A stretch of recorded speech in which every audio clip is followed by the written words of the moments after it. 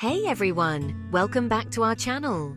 Today we're diving deep into a topic that many of you have been asking about: how to handle a situation when a man becomes cold or distant in a relationship. We're going to explore two powerful yet surprisingly simple methods that can help turn things around. Now, I know what you're thinking. You've probably heard all sorts of advice before, but trust me, these approaches might just challenge everything you thought you knew about rekindling a relationship. So let's explore together some practical insights that might help you navigate this situation. Method 1. The power of stepping back. Our first method might seem counterintuitive at first, but it's incredibly effective. Instead of rushing to rekindle the relationship when you notice your man becoming cold, we're going to do the opposite. That's right, we're going to step back. Now, I know this goes against the grain of what you've likely been told before. Many relationship experts will advise you to put yourself in his shoes, to share more, to actively warm things up. But here's the kicker. That's actually the wrong approach in this situation. Let me break it down for you. When a man starts to act cold or distant, he's essentially communicating that he's not as invested in the relationship at that moment. If you respond by pushing for more interaction or trying to force warmth, you're actually doing the opposite of what he subconsciously wants or needs.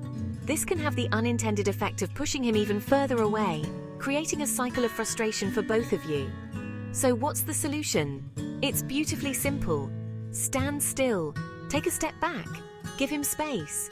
This isn't about playing games or being passive-aggressive. It's about creating an opportunity for clarity. By stepping back, you're giving yourself a clear view of whether he still considers you and the relationship important. It's like taking a step back from a painting to see the whole picture more clearly. Method 2. The art of mirroring investment. Now let's move on to our second method, which I like to call mirroring investment. This approach is all about matching the level of energy and effort that your partner is putting into the relationship. If he's not texting or calling much, resist the urge to flood his phone with messages or voicemails. Instead, match his level of engagement. I want to be crystal clear here. This isn't about being petty, playing mind games, or trying to get back at him.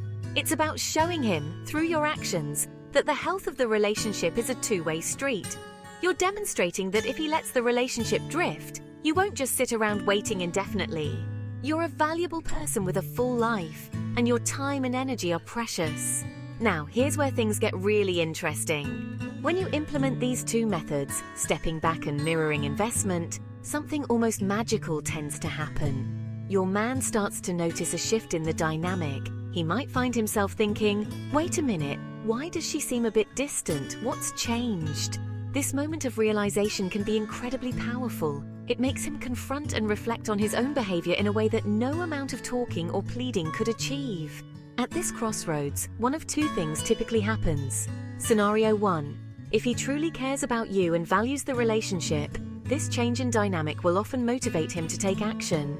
He might reach out, wanting to talk things through and find ways to reconnect and improve the relationship. This can lead to honest, open communication about both of your needs and expectations. Scenario 2. On the other hand, if his feelings have genuinely cooled or if he's not invested in making things work, he might continue to drift away. And you know what? As difficult as this can be to accept, it's actually okay. It's far better to have clarity about where you stand than to keep pouring energy into a relationship that isn't reciprocal. As we wrap up, I want to emphasize something crucial. These methods aren't about playing games or being manipulative. They're about reclaiming your power and initiative in the relationship. By implementing these strategies, you're not just passively waiting for him to dictate the course of your relationship. You're actively participating in shaping its direction. Here's the beautiful part. When you follow these steps, you often find that your own attractiveness and self-confidence naturally increase. You regain a sense of independence and self-worth that isn't tied to another person's behavior. Most importantly, you get a clear, unfiltered picture of where you truly stand in the relationship. It's all about valuing yourself, setting healthy boundaries, and not accepting less than you deserve in a partnership. And there you have it. I hope these ideas have been helpful and given you some food for thought. Remember, these are just suggestions based on my experience, and what works best can vary for each unique situation.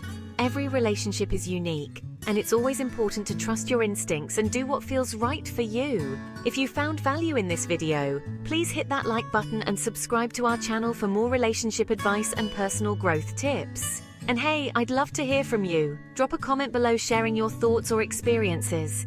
Have you ever tried these methods? How did they work for you? Let's keep the conversation going. Until next time, take care and remember, you are worthy of a loving, reciprocal relationship.